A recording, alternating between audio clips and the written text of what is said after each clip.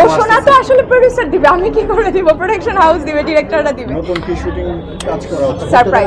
Surprise খুব ভালো কিছু আসছে ইনশাআল্লাহ, এবং খুব খুব অল্প সময়ের মধ্যে। বলবো কেন? নাকি আবারও ঋষভের সঙ্গে আপনাকে দুই দিন দেখতে পাবো? আমি জানি না, আর জানলেও বলবো না।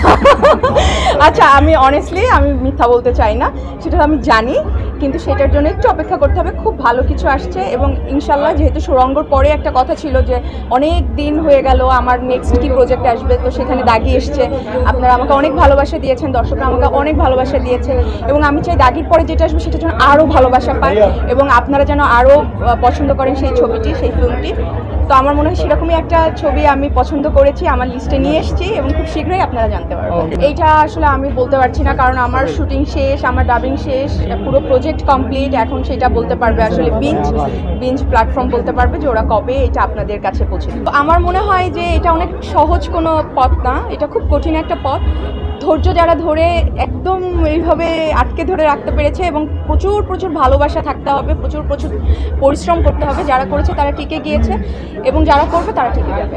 আর বাইরের আর দেশের এরকম আমি ভেদাভেদ চাই না যে দেশীয় হিরোইনই হতে হবে বা বাইরের কোনো হিরোইন কাজ করতে পারবে না। আমার কাছে যেমন প্রিয়তমার ইথিকা পলকে আমার অসাধারণ লেগেছে, এবং তারপরে তো বরবাদ, ও মাই গড কি অসাধারণ তার অভিনয়। তো আমার কাছে তো আমি ওই ক্যারেক্টার আর কাউকে ভাবতে পারিনি, আমার কাছে তাকেই মনে হয়েছে অনেক ভালো।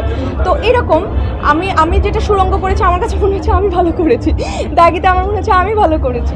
তো এরকম যেই চরিত্রে যে আসলে মানানসই তাকেই কাস্টিং করা হয়, তাকেই হয়তো কাস্টিং করা হবে। হ্যাঁ, তারপরও আমি চাইবো যে আমাদের বাংলাদেশে অনেক সুন্দরী এবং গুণবতী রূপবতী অনেক হিরোইন আছেন, অনেক অভিনেত্রী আছেন, তারা যেন কাজের সুযোগটা একটু বেশি পায়। হ্যাঁ, আমাদের মিস ইউনিভার্স বাংলাদেশ তো এখন আপনারা সবাই জানেন তানজিয়া জামান মিথিলা।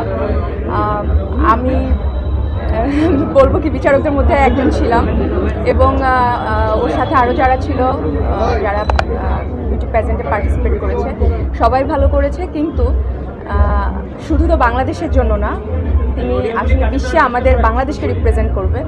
তো সেই জায়গা থেকে মনে হয়েছে যে সে সব দিক থেকে, মিথিলা সব দিক থেকে পারফেক্ট, এবং পরিশ্রমী একজন নারী, অনেকে স্ট্রাগল করেছে।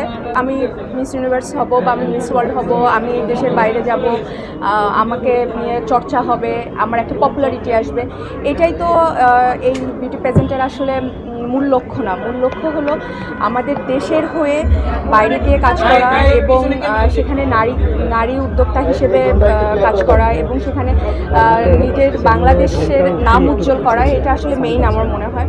তো সেই জায়গা থেকে আমি বিশ্বাস করেছি, এবং আমরা যারা ছিলাম প্যানেলে আমরা বিশ্বাস করেছি যে মিথিলা আমাদের সেই গৌরবের জায়গাটা রাখবে, এবং সেখানে গিয়ে সে আমাদের মুখ উজ্জ্বল করবে। আমাদের বাংলাদেশের অনেক সুন্দর সুন্দর যে জিনিসগুলো আসলে বাংলাদেশ সম্পর্কে ওয়ার্ল্ডে সবাই কিন্তু জানে না। আমরা ক্রিকেটারদের যেরকম চিনি, কিছু বাংলাদেশের ক্রিকেটারদের যেমন বিশ্বে চিনে, সেরকম এখন আরেকজনকে বিশ্বের অনেকেই চিনে, সেটা হলো সাকিব খান অফকোর্স। তো এরকম আমি চাই যে আমাদের বাংলাদেশ থেকে আরও অনেকেই বিশ্বে পৌঁছে যাক, এবং নানানভাবে যাক, সেটা সিনেমার মাধ্যমে হোক, সেটা ক্রিকেটের মাধ্যমে হোক, বা সেটা এরকম বিউটি প্রেজেন্টের মাধ্যমে হোক।